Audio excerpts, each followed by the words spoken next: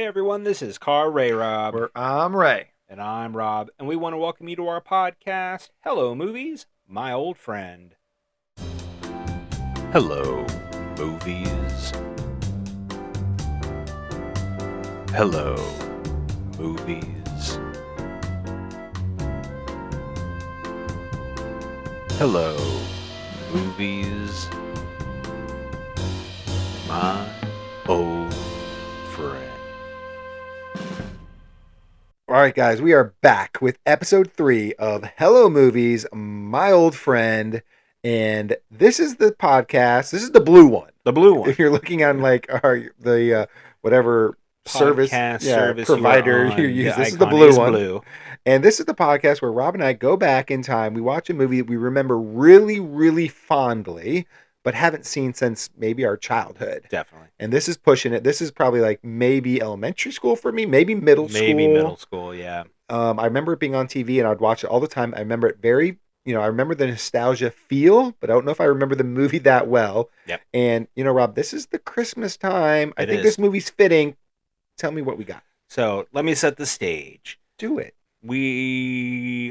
Everybody across this country puts up their Christmas tree. Not everybody. A lot of people. Yeah. A lot of people put up their Christmas trees, put up the lights.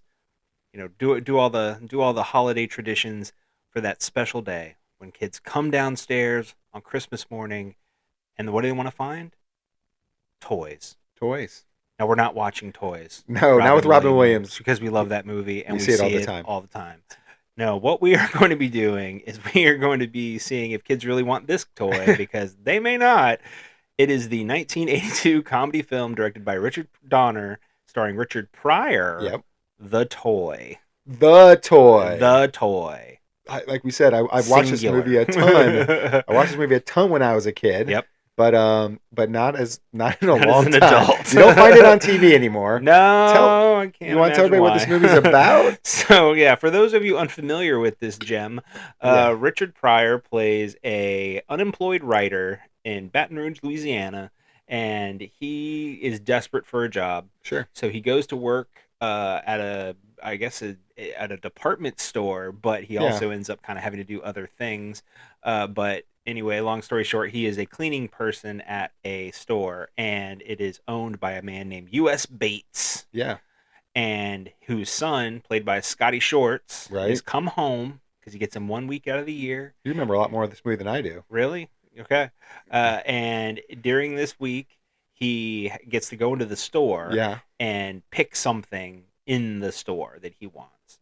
And he just so happens that he decides he wants Richard Pryor. I do remember that. Which is problematic on a number of levels. So, Yes. Yes. And then, so obviously you have to convince Richard Pryor to do this, and then it kind of goes from there. Yeah, and then he plays with him for the rest of the movie. Right. It's just a very wholesome movie. Yeah. Really, I remember, like I said, I remember thinking of the movie fondly. I remember thinking I loved the movie as a kid. I don't remember, like, the undertones of what some of this stuff is possibly exploring. I don't even know if the movie actually explores what it could be exploring when you hear the synopsis. Yeah, it's like I said, it's been a while, so I do remember a bit about the movie, but not. Like I said, it's some of it is still kind of in that fuzz, that fuzziness of nostalgia, that haze of nostalgia. So you're right. Like I have fond memories of watching this movie, and when you're that age, there are ideas in this movie that are obviously, I think, what it would be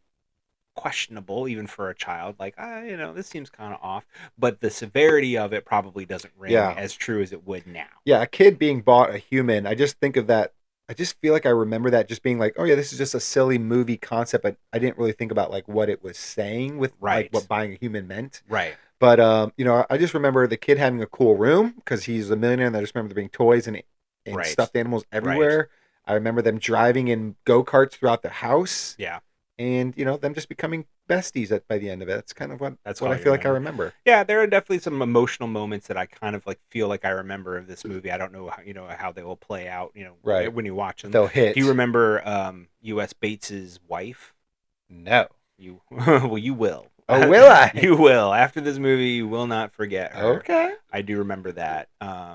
And so, yeah, this is a movie that I think that the most interesting element of it is what do you pick up on now as an adult that you didn't then, especially with something, is this movie a grand statement on race or, for the time, that maybe just, for being as young as we were, we didn't necessarily understand, but maybe it also, maybe we'll find that it subconsciously became a bedrock for us in some way. You know what I mean? Like the way we view the world. So this is a movie that I feel like, especially with those kind of undertones, it's going to be interesting to revisit. Yeah. Well, let's do that then. Let's watch the movie, and then we're going to invite everybody listening to do the same. If you guys haven't seen The Toy in 25 years, or 30 years, like us, maybe more, pause the podcast, go check it out, and come back with me and Rob, and we'll discuss what we thought of The Toy. Ray and Rob are currently watching the film. You might also be watching the film. If you're not, then you're listening to me say Ray and Rob are watching the film. They'll be right back when they're done watching the film.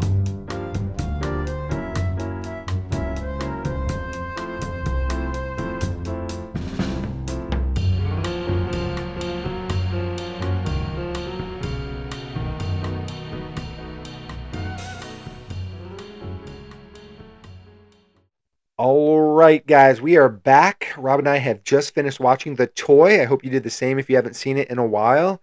And this was a lot, Rob. This was probably way different than I think I thought it was going to be. Yeah, this was maybe the most interesting rewatch that we've had thus far, because again, it was such a, looking back on it again, like I said in the before section, when you were a child, you kind of look at some of these things like through the eyes of innocence. Sure. So like you're just kind of seeing a movie, right? You're just kind of naive nature. You're just kind of seeing a movie, and it's like, okay, well these situations are what they are. They're either funny or they're not, or whatever.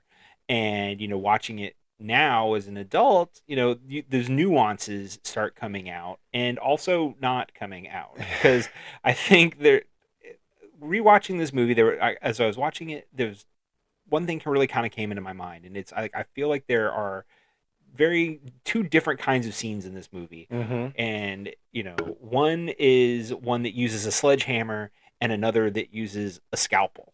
Right. And I agree. Like it's so obviously diving right in, from the surface, with the premise, you would think that this movie is primarily about racial issues, and I that's definitely there. Well, I mean, look at the main characters' names. You got U.S., who's buying brown and giving it to a master, because the kid goes by Master Bates, which I still crack up every time. Richard I saw Pryor's name is Jack Brown, and Jackie Gleason's U.S. Bates. So the U.S. is buying the brown people and giving them to the masters. It's like, whoa, that is a sledgehammer. That's a sledgehammer, exactly. And I think that's kind of where I kind of boiled down. So like, I think you could not be faulted for believing that this movie really is about race, and I think that there are elements of it that are, but I think really, looking at it, I have to say I saw a lot of class issues in this movie, and I think those are where the scalpel come in. Yeah, it's much more nuanced, it's much more incisive, and unfortunately I think that made the movie kind of uneven for me. Yeah, I agree. I think the scenes and they're not mutually exclusive, like concepts in general. No, definitely not. But but you're right. I think they handle the class aspects with more class, with like with I think they handle it, I don't know, cleaner. It's just those scenes seem to hit better. Yeah. Than when they try to handle race. Right.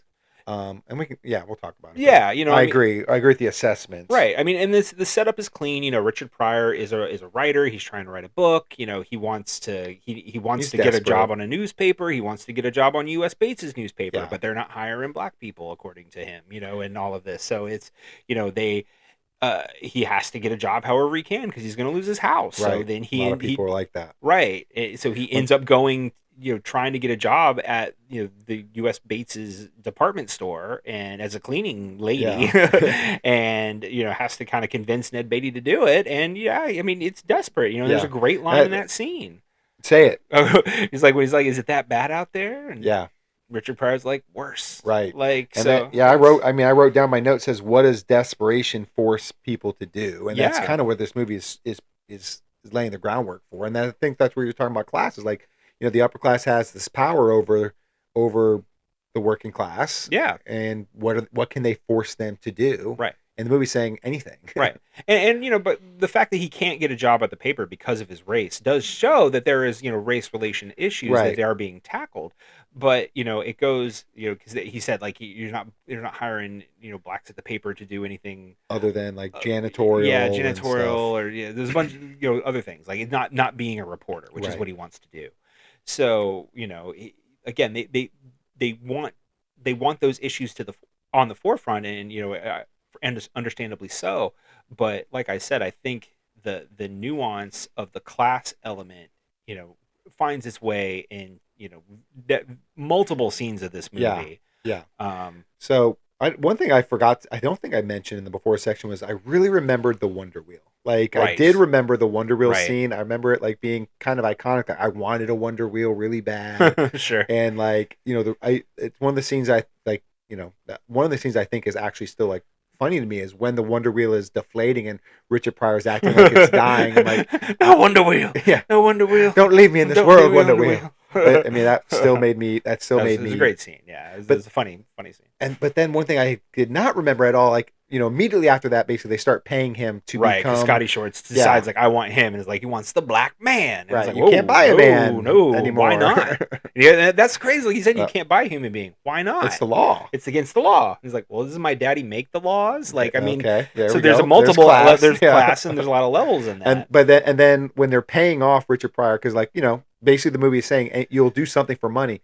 Is there a Confederate flag hanging over I him? did not realize how many Confederate flags there were in this movie until this rewatch. So there's like Confederate flag. Is that a sledgehammer thing? You're like, in case you're not getting what's going on here, people. I mean, yeah, I think so. Some of them are a little bit hidden in the background. Yeah, but I mean, that scene, it's almost like they're literally it's like right above their heads. Yeah. So yeah, no, I completely, and it's like, but even the lines like, I think we're gonna have to butter your bread, like, and he's like just piling money in his hands. Well, like we said, he said, "Are you trying to buy me, sir?" He's like, no, we're not trying to buy you. We're trying to rent you. Right.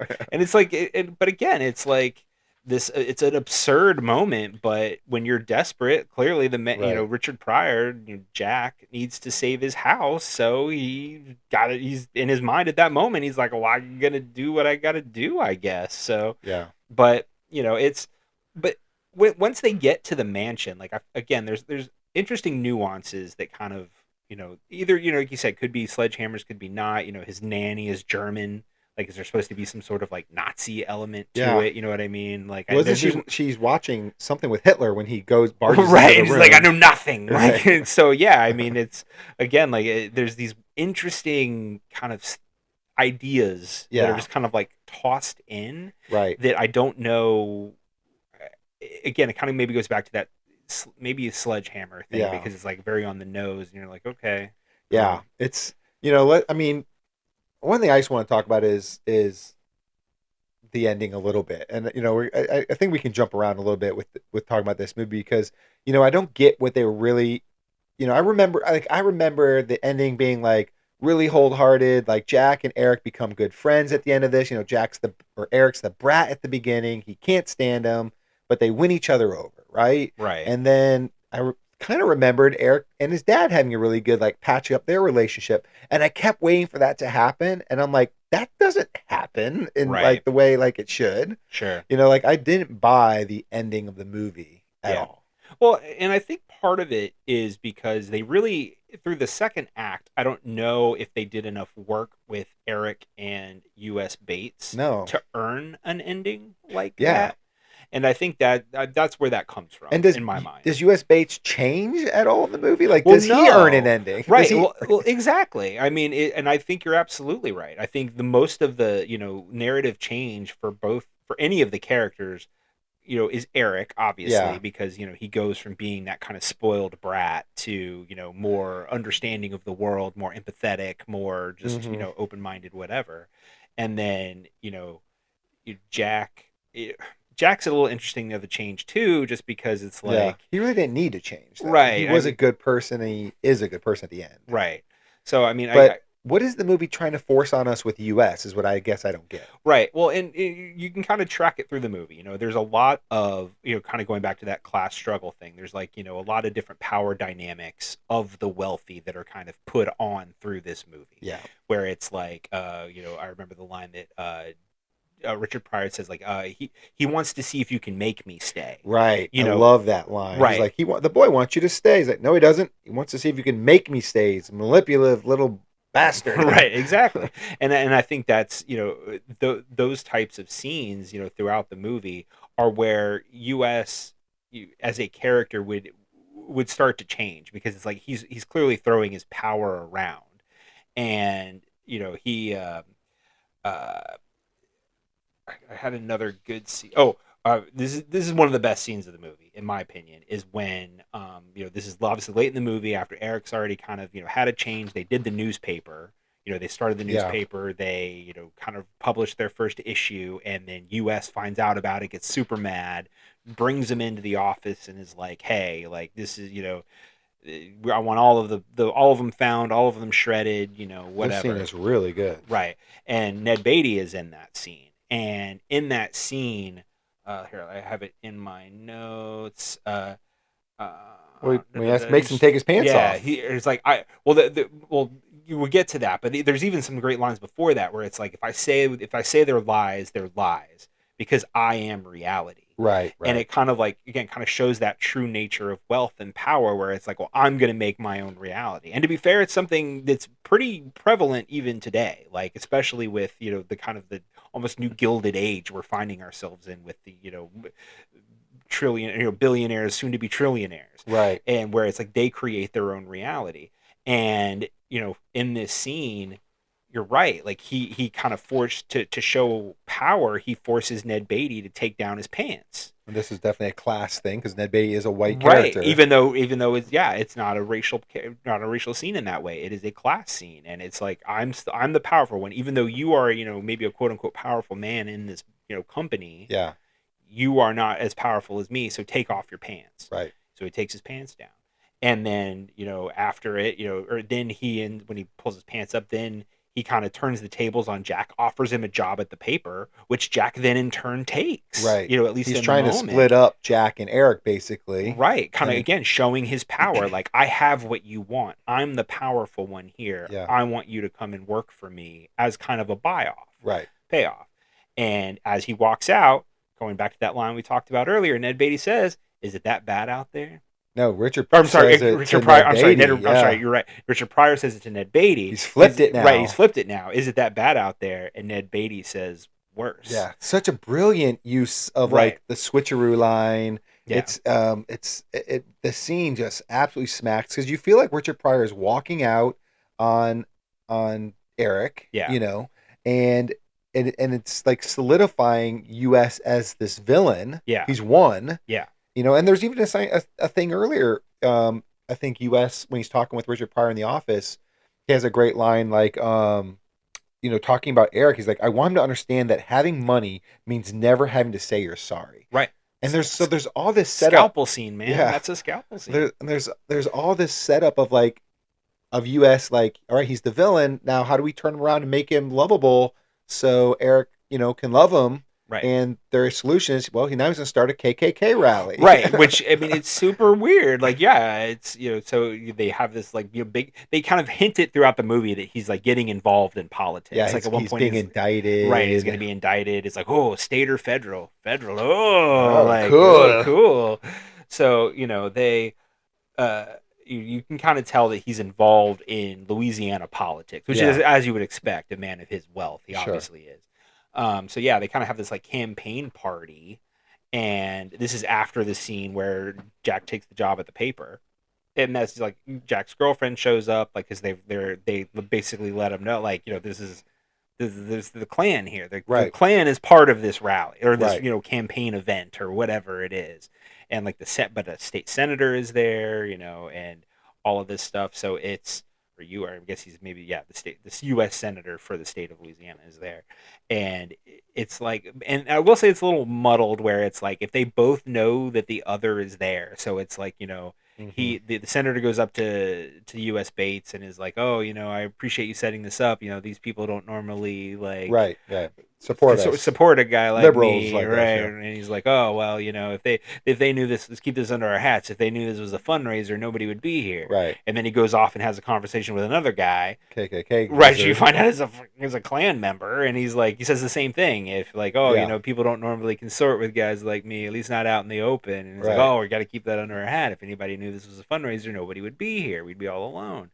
So it is kind of interesting because I don't know if they're maybe kind of using that muddledness as a way to like not necessarily pin actual intention on U.S. Bates, just but trying to make money, right? Or whatever. But like the fact that he's like literally hosting Klan members, like the Grand Wizard of the Ku Klux Klan at this campaign event is weird. It's kind of a hard place to come back from. Exactly. It's a really hard place to come back from. And then I guess, one thing I'll say to that, basically the way the scene ends is it's a go-kart and a golf cart chase. So it ends very slapsticky. Yeah. And do you think like the slapstick, like sometimes that's Richard Pryor's, like it's home run ball with Richard Pryor, but in this movie I don't know if it ever fits. Yeah, I think there are times. There is at times. There's at times where it works. The Wonder Wheel was great. The Wonder Wheel, yeah. We talked about Wonder Wheel. Wonder Wheel's great. I think there were too many of those door bucket gags. I think they did like 4 of them in the movie, which is a lot. And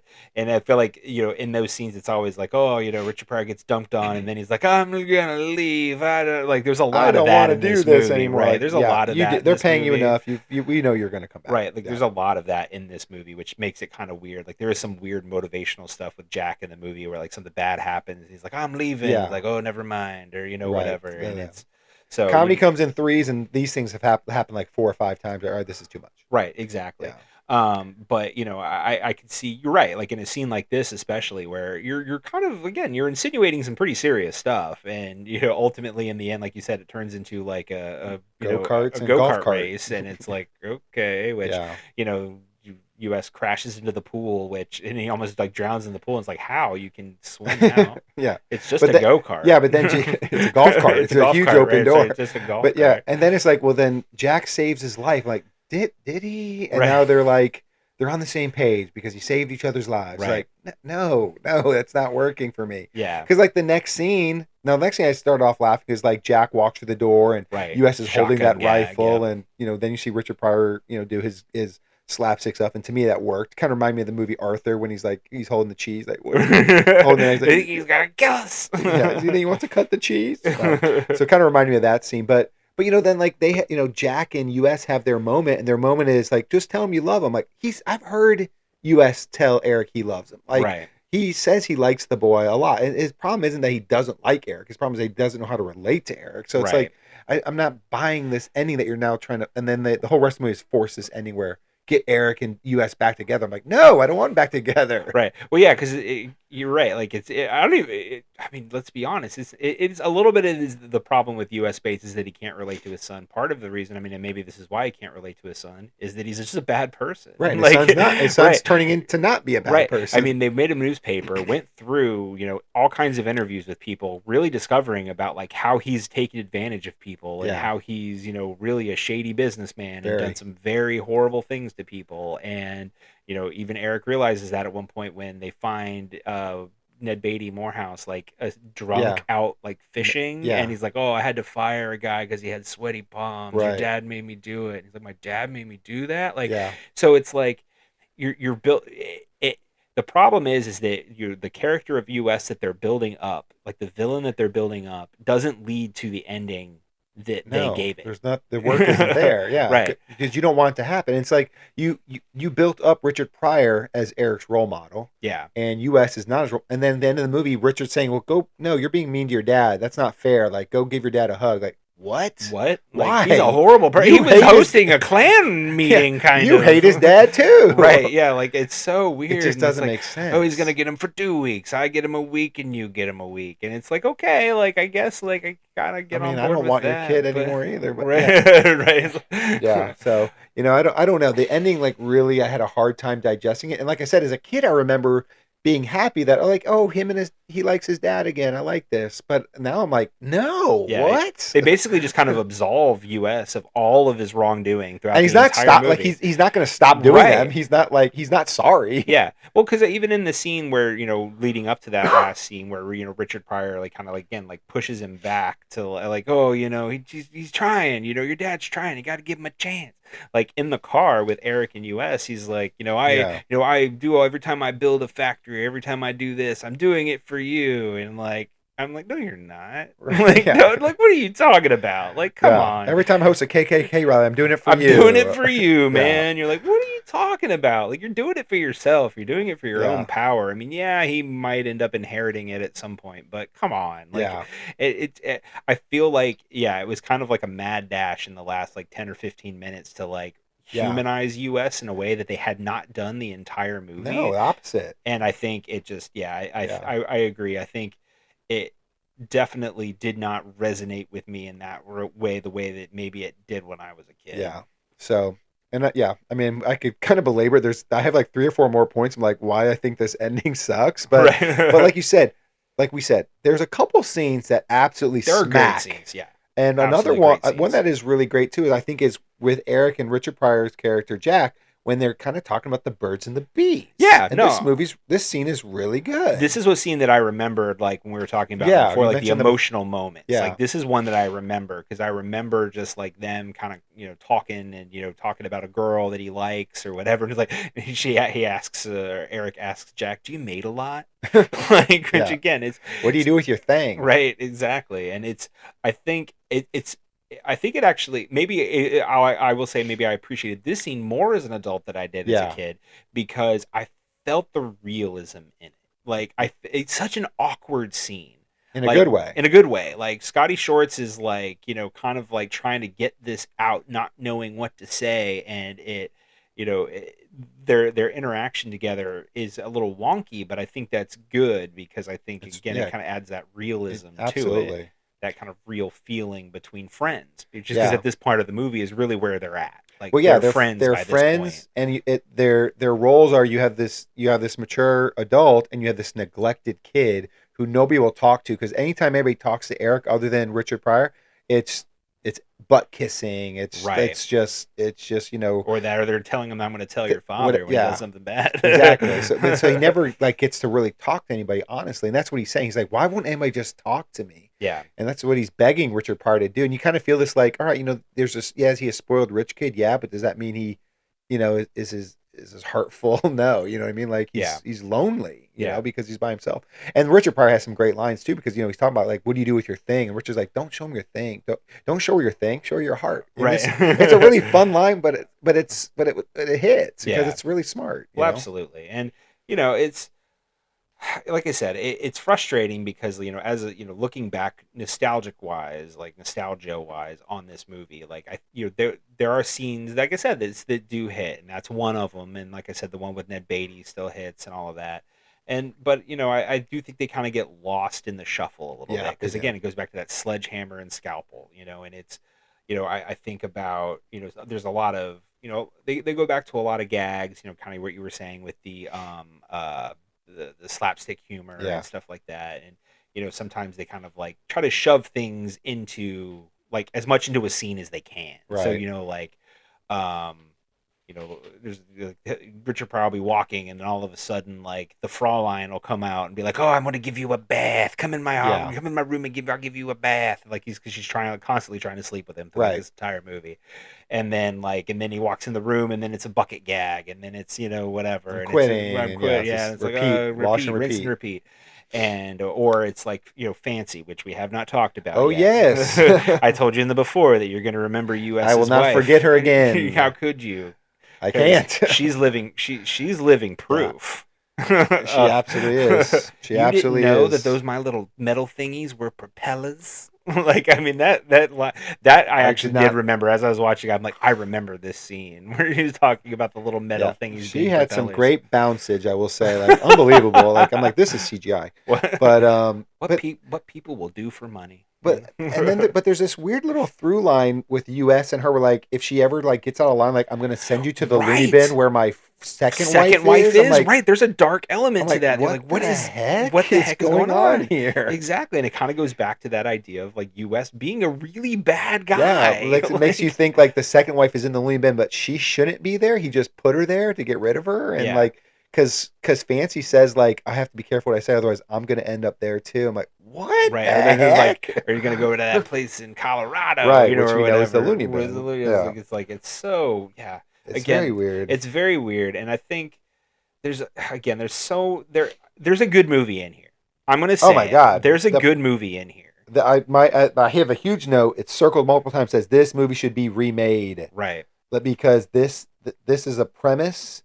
There's like it's all there. Right. If you make this movie today, right, with somebody who cares about the content, right, it could smack. Well, the problem is again, like this could be filed into under the category of a movie that maybe couldn't be made today because of the central concept. Oh, I think you could do it. I mean, and it is true because to pretend that we don't make movies that are like racially forward, racially charged, but and it take chances and push the envelope in that way. I mean, I think it's fooling yourself. I think these people really try to hide behind this idea of like political correctness and cancel culture and all that, fake crap. But it's like those things do, these movies do get made, like whether people want to admit it or not. Yeah. And I think this is a movie that if, maybe retooled, reworked, even the premise be retooled and reworked, they could be, it could be something that could work.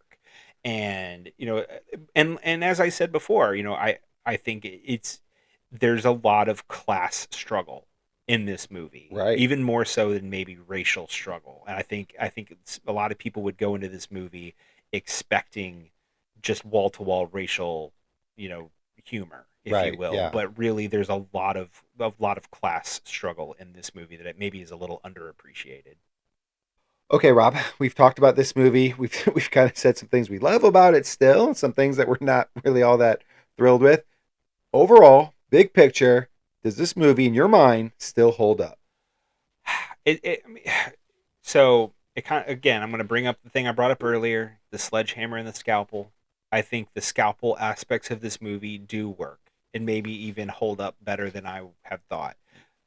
The sledgehammer stuff, not as much. Right. The problem is I think the sledgehammer stuff outweighs the scalpel stuff. Yeah. So for me, I'm going to, did I love this movie as much as I remembered loving as a kid? No. Do I think that is really good stuff in this movie buried within it? Yes. Short answer, no. Like I just don't think it holds up as well as I hoped it would. I would have to agree with you. I don't think that I think it holds up the way I remember it. Definitely, that nostalgia that I felt going into this movie is tainted, Yeah. It's not going to be there anymore. It's going to be different.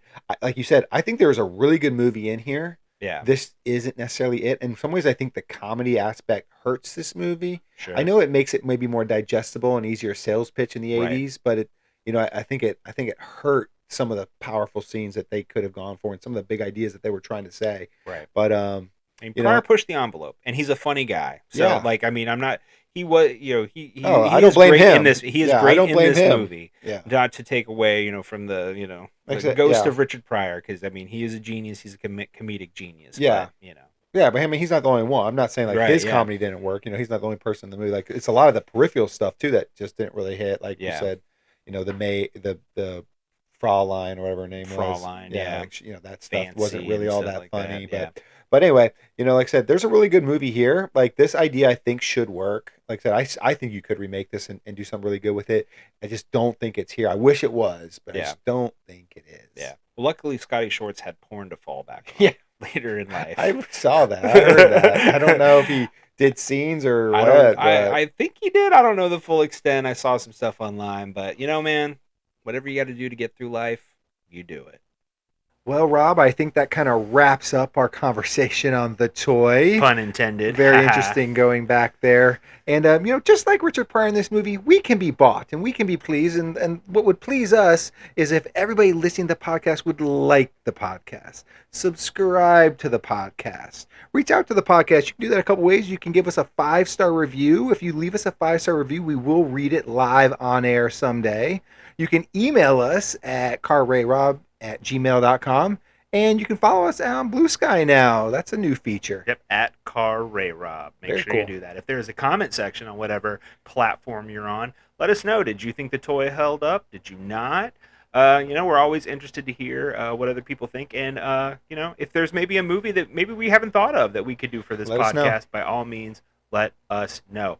But before we let you go, we have to also remind you that next week, we will be doing our special end of the year episode of Say Hello to My Little Film. So you definitely don't want to miss that. We are going to be doing a top 10 list where Ray and I will each be picking our 5 favorite movies that the other person recommended to us.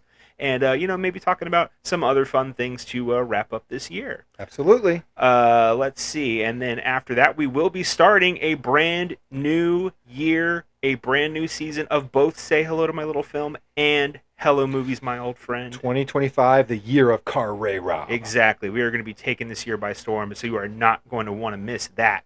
So, well, hopefully you will join us for both of those things. But until then, this is RayRob. Where I'm Ray. And I'm Rob. And remember, be defined by the films you love, not the ones you hate.